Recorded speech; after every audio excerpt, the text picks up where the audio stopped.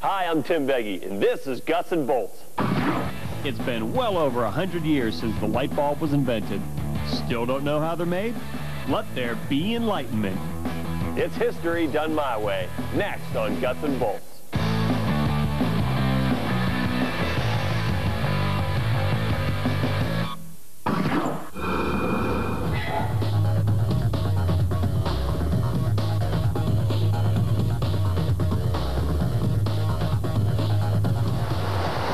Okay, how many people does it take to screw in a light bulb?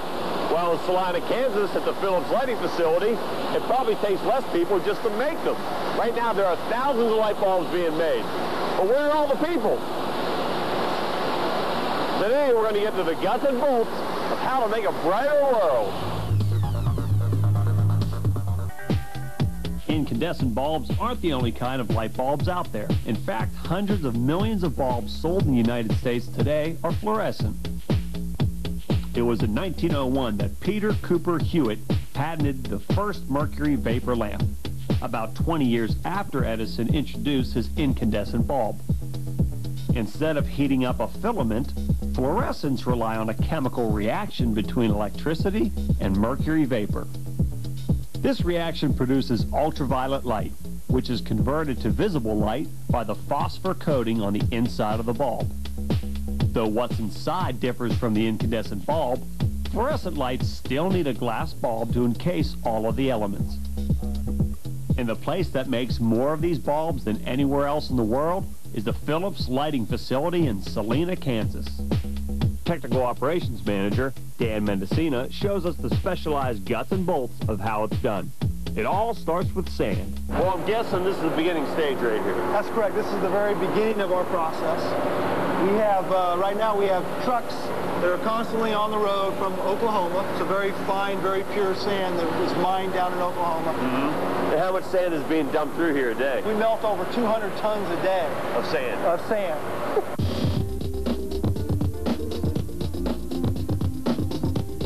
All that sand is sent down through a mess of pipes, and then it's time for the heat. Electrodes in the bottom of this enormous ceramic brick furnace pump it up to 1,500 degrees centigrade. The sand is combined with trace amounts of limestone, salt cake, naphthalene cyanide, and soda ash. The impurities in the sand melt away. What's left behind is transparent silicon, which is why glass is see-through. To make long, skinny tubes, the glass, still in the molten state, is dripped onto a rotating ceramic sleeve in the bottom of the furnace. And then we have it being pulled from this end of the process. Like a big piece of taffy. Exactly. It's running at about 4 miles per hour. Okay, about what temperature is that glass right now? When it's coming out of the actual furnace itself, we talked about 1,400 to 1,500 degrees centigrade. By the time we pull it down, part of the process is to slowly cool it. At the very end, it's about 120 degrees. The glass is drawn or pulled through the furnace by the cams on this contraption, called an olivado puller. As it's pulled out of the furnace, air is blown into the glass through a small hole, shaping the tube to the desired diameter. The next stop is called the squirrel cage, where a rotating cutting tool makes the individual tubes. You can't really see it being cut. Now you really can't. All we're doing is nicking the very top of the glass, and the weight of the tube itself is what's actually breaking it off, getting it ready for inform. And what's measuring it to perfect length? We have laser mics that are located upstream here, and if the diameter isn't correct, if there's any defective product of the glass itself, it'll actually just like that. It'll break it and send it right back into the tank. Oh, so that glass gets sent right back in it? That's right. It's the cullet being broken up and delivered all the way back to the glass tank itself. So there's no waste at all back there. Next is a process called tube end forming. A flame heats the ends of the tubes, and a wet blade gives it a really clean, precise cut, forming the neck for the tube. Robots pick the bulbs up and send them on to get the remaining elements, the phosphor coating, and the end mounts with the mercury capsule. Before they're sent out for your lighting pleasure, this machine rapidly turns them on and off to test them. On, off, on, off, on, off. All 13 to 14 times over the top of that trace.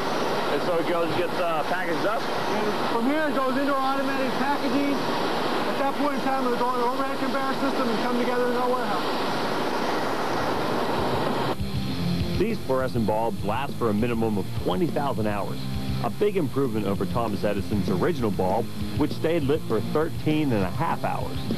Over the years, light bulbs and how they're made have changed drastically, but one thing hasn't. It really shouldn't take more than one of you to screw one in. That's it for this week. Thanks for watching Guts and Bolts.